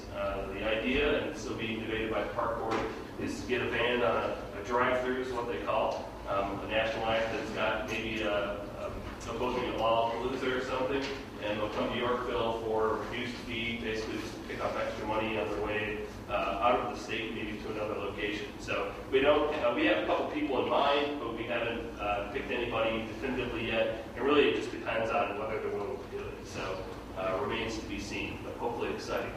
Rental income. This is where I talked about the Geneva Kayak money going into the fund. Also here you've got the Verizon cell tower, the flagpole cell tower in Wheaton Woods Park. That revenue is going to the Parks and Recreation Department. The increase in the transfer from the general fund here is increasing from 12 to 13, solely due to the fact that we're coding health insurance now out of the Parks and Recreation operating fund. So last year, all those costs were contained within the finance department or your admin services department. So Parks and Recreation wasn't necessarily paying for them. Now they are, and we're bumping up the transfer so that they're able to afford that, obviously. On the expense side in parks, one small policy issue, $10,000 we are proposing for weed control. I had a lot of complaints last year about dandelions in the park, and so $10,000 would allow us to do broadleaf weed control in every park and open space in the city. So if we want to do that, that's the amount of money that it would take to do. And then the last line item on the park side is repair and maintenance budget. We've been really good with extending the life span of all of our equipment and vehicles, so we're not replacing them as often, which hopefully is saving us money on purchasing new vehicles. However, it does cost us a little bit extra money each year to repair the old vehicles. Okay, next page, Recreation Department, items of note. Really, the only policy change here is up in salaries and wages. I was the interim director of Parks and Recreation up until May or June of this year. Laura's since taken over, so they moved my salary out of this department, put it in admin, and moved Laura's for community development into Parks and Recreation. So the change there is just a result of moving personnel in the org chart around. Okay, on to the rec center. Your main sources of revenue are membership fees and program fees. And your expenses are going to include all front desk staff, you've got a full-time facility coordinator, and everything else that it takes to run the rec center itself and its associated programs. So if you were to cut ties with the rec center, none of those expenses should go from the rec center budget back into the 79 budget. That's the way that we code things. We say, if we have the rec center, or if we didn't have the rec center, would we still be running this? And if we are, then we code that program expense and revenue on the 79 budget. So we try to keep them separate. The budget projections past fiscal year 13, we didn't do a 5-year budget because there's still a lot to be determined about the facility. We've canceled the lease past July 2013, so we know that we're not going to extend the current lease. But property or purchase negotiations are still ongoing. It's been reported on in the paper, and really until you know whether you are or aren't going to buy it, and what other options there are, you can't really make a budget projection for a few years in the future. So we're only looking at fiscal year 13. The one thing that is notable is the membership fees. We are increasing the projection from 12 to 13 by $20,000 based solely upon what we've actually seen happen in the past couple months. Membership fees have been slightly higher. We've had more people come in. And so that doesn't necessarily reflect a price increase on anybody. It's just more people are using the facility, so we're receiving more rent. And then just one item of note, if we cut ties with it, don't operate it, we still do have to make a property tax payment in fiscal year 14 because taxes are always a year in arrears. This is the rec center again. My only note on this for surpluses and deficits each year, they're highly speculative. Even the fiscal year 12 projections that we showed in there at $91,000, we don't really know what that is. We think it's going to be less than that, but we're still trying to figure out exactly. So even the $78,000 and the $53,000, it really depends on what you do with the facility and what you do with the recreation program in the future. Okay, so that wraps up tonight's presentations. Our next one again is February 28th, so that'll be the last one. Your two main funds are the general fund, which includes all of your admin, finance, community development, police department, streets department, refuse service, and all of your general fund revenues. So sales tax projections, income tax projections, transfers out, and your citywide capital, which is going to be the discussion on River Road Bridge. It's going to be road resurfacing, so a lot of policy options, obviously, in the next presentation. Thank you. Thank you, Mr. Olson. Do you have any additional business? Okay, I'll entertain a motion to go into executive session for security procedures and the use of personnel and equipment to respond to an actual or threatened or reasonably potential danger, for the purchase or lease of real property, for personnel, and for pending or imminent litigation. So moved. Roll call, please. Spears? Aye. Wilczewski? Aye. Colosimo? Aye. Scott? Aye. Keeling? Gilson? Aye. Buckhauser? Aye. Muntz? Aye. Thank you, and there will be no action after executive session.